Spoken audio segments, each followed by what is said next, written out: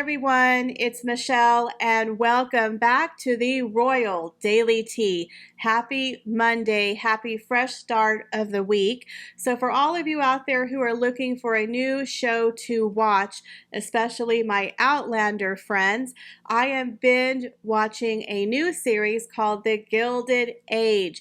Now this came out on HBO Max last year and I'm just now watching it. Now this show was created from the creator who made Downton Abbey, Julian Fellowes. It has very much a Downton Abbey twist to it. Now it takes place in the late 1890s, called the Gilded Age of New York City high society, where you had the fight between old money and new money, where everyone is fighting to be top dog in society. I am absolutely addicted to this series. Now, I do believe season 2 is coming out sometime in 2023. We haven't had an official date yet, but hopefully they will drop a season 2. But you guys, it is really, really good. The costumes, the drama.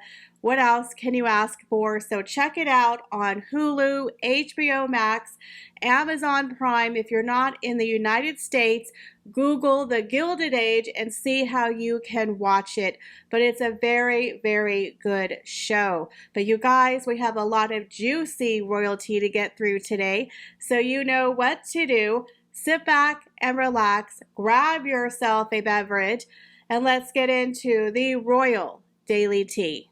So could King Charles's former top aide make a comeback for the third time? Michael Fawcett, who the king once called the one man he couldn't do without, could work for the royal in a private capacity now that the police investigation on the Cash for Honors probe has been dropped. Now, if you remember, last year there was a huge scandal involving a Saudi businessman who paid a large sum of money to one of Prince Charles's charities and received a CBE honor in a private ceremony back in 2016. Now, there were some emails that had surfaced that were showing a direct link between the generosity of his donations and him receiving the CBE honor, being known as the Cash for Honors scandal. Well, the Met Police did a thorough investigation last year, and they have concluded that no further action will take place. Now, Mr. Fawcett resigned as the chief executive of the King's charity, the Princess Foundation, in November of 2021, while his events at the company Premier Mode, which organized private events and entertaining for the Prince of Wales, was dropped in the wake of the scandal. Now, questions are arising since the investigation has been dropped. Could he come back for a third time? So Mr. Fawcett, a former senior valet to King Charles, has twice previously been forced to resign over scandals, one including accusations of bullion and selling unwanted royal gifts. But each time, the then Prince of Wales took him back and even promoted him.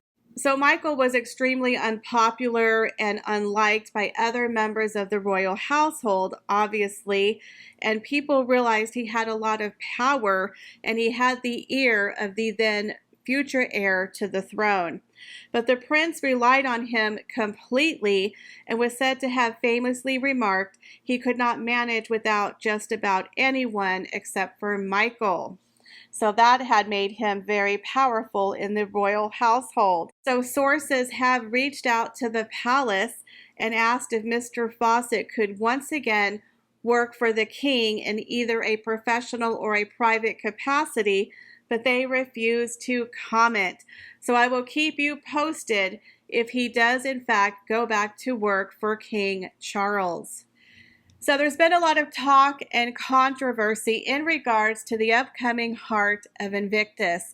Now we know that Harry and Meghan are jetting off to Dusseldorf, Germany in September for the new season of the Heart of Invictus Games. Now most recently, the trailer for the Heart of Invictus docuseries, which is airing on Netflix on August 30th, showed a video of Prince Harry talking about his healing journey while he was promoting the Invictus Games, where inspirational clips of the competing men and women were playing in the background. Many people felt this was a very inspirational trailer where you got to see old glimpses of Harry in his element. This is Harry's baby. This is his project. This is at the heart and core of who Harry used to be. We don't understand why Meghan Markle has put herself once again into the Heart of Invictus. Now, rumor has it the reason why it has taken so long for the Heart of Invictus docuseries to air, it's been over a year, is due to the fact they had to re-edit the footage and pretty much remove Meghan Markle from most of the docuseries. We all know that Meghan Markle had injected herself as the main character in the Heart of Invictus last year with that ill-fated fashion show that many people speculate the charity actually paid for. But why is Meghan Markle once again in the Heart of Invictus? This was Harry's project. Remember last year they made a huge deal announcing how Harry and Meghan would each have their own solo projects. So why is Meghan Markle in the Heart of Invictus? This is Harry's project. My opinion is Meghan Markle cannot do anything on her own successfully. If you look at all of Meghan's projects, Pearl, Archetypes, The Bench, they have all failed. So she's constantly hitching herself to the winning wagon of the Invictus Games. Now, they said that Meghan Markle is set to deliver a, quote, ironic message ahead of the Invictus Games with Prince Harry. She is set to deliver a personal message to those competing in the event. But why? She has absolutely nothing to do with the military. She doesn't know about bravery, about resilience. But yeah, let's have Meghan Markle, the known liar and hypocrite, destroyer of families. Let's have her give them a very inspirational message. I don't think so. I can't imagine why they are allowing this woman to be a part of this program. I mean, the fact that Harry himself is still attached to the charity is a miracle. Rumor has it they were trying to get rid of Harry as well. So Meghan attaching herself to Harry and the project is not a good thing for the Heart of Invictus. Their trailer has more thumbs down than likes, which is really, really sad for the actual service women and men who are competing in the games. They don't deserve that negativity, but every time Harry and Meghan are attached to something, you're going to get their baggage. So I'm really surprised that he is still attached to the charity. And why did they not axe Meghan Markle? Now, during the Invictus Games in Dusseldorf, at the end of the ceremony, Prince Harry is going to make a speech at the closing of the ceremony, but Meghan Markle has her own part of the ceremony. She's going to give an award at the end of the ceremony, but not only that. She is now going to be part of a brand new Life Stories Scene segment, which provides insight into the bravery and resilience of the injured servicemen and women competing. Again, why? She's expected to give a poignant contribution and serve as a testament to the game's ability to transform lives, the organizers have said. Again, this is a huge mistake. Meghan Markle should have zero to do with the Heart of Invictus.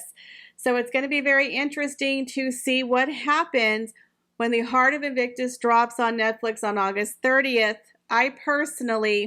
I don't believe it's going to be a hit, but it might get a lot of views because people are going to be curious to see what happens. But do you agree with me? Do you believe that Meghan Markle should exit left and have zero to do with the Heart of Invictus? So we know that the royal family is officially at Balmoral Castle for their summer break. However, the most senior members of the firm are set to discuss some pressing issues that are facing the royal family at the moment. It is said they are going to discuss 5 pressing issues at the Royal Family Summit. Now, one of the main issues they are going to address, of course, is the Commonwealth. The king is very keen to foster his close relationships with the Commonwealth and hopes to use Kate and William's star power to build relationships. He has a desire to fulfill his late mother's wishes to ensure the robustness and survival of the institution. Now, one senior civil servant said King Charles, he hopes to use the symbolism tied into his mother's legacy to offer a hand of friendship, which might get harder as the years go by. He is planning an upcoming visit to Canada and Australia next year at the behest of the Foreign and Commonwealth Office. They also plan to address the rise in republicanism. Australia may be questioning its position as a royal realm, but there are many in the country who have adopted an anti-monarchy stance, with protests taking place throughout the king's reign. So prominent anti-royal campaign group Republic has targeted several key events during King Charles's reign. The coronation, the king receiving the Scottish honours in Edinburgh with William and Kate's engagements, also sometimes being met with protesters. And of course, Harry and Meghan, the moochers of Montecito, they are an ongoing thorn in his side. Now, there is speculation and rumors of a supposed peace talk between King Charles and Prince Harry. They're going to be at the same place at the same time. Whether it actually happens is yet to be seen. Now, they know that they can't just ignore Harry and Meghan. In my opinion, they really need to squash it. But I think it's going to be a very, very hard thing to do, especially since they are dealing with 2 hypocrites and narcissistic people who are constantly crying victim. Unless Harry comes and he agrees to the terms and he apologizes for his actions, it's never going to happen. I think it may not happen, but we'll have to wait and see. Then we have little Uncle Andy, Prince Andrew, who, in my opinion, there's going to be more drama. More things are starting to come out about his relationship with the disgraced billionaire, not to mention the whole Housegate situation and the Royal Lodge. So it does seem like there's still going to be some problems. Andrew is trying to come back as a working royal. They don't want him to come back. He is a problem they still have to contend with. So they're going to discuss the greater workload. You know, a lot of people are criticizing the fact that the royal family is actually doing less engagements. Now, ever since COVID, a lot of their engagements have been cut in half. You also have to remember we've lost the Queen, Prince Philip, Harry and Meghan, and Prince Andrew as working royals, and a lot of the other people are over the age of 70. A lot of them cannot keep up with the demand of the working schedules. A lot of people say that Kate and William don't do enough work. They call him work-shy Willie, which is really unfair and unkind.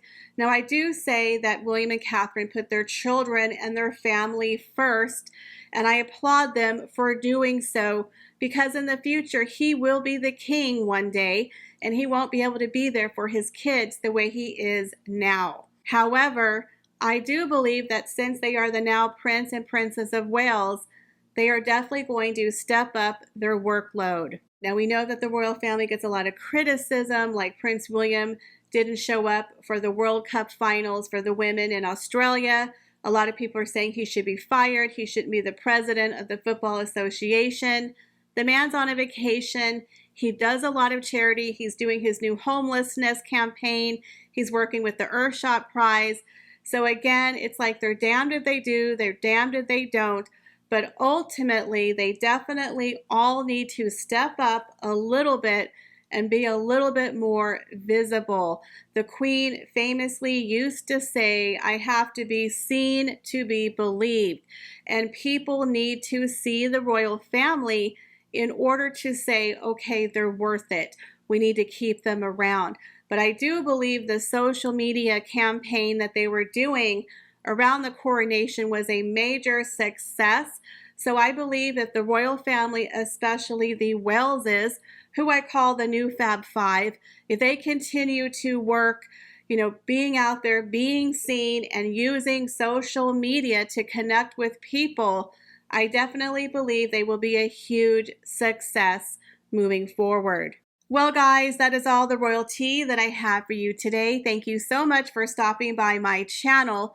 Please be sure to check me out on my other social media accounts, as well as checking out some of my RDT merch. As always, I appreciate each and every one of you, and I hope to see you in the next video.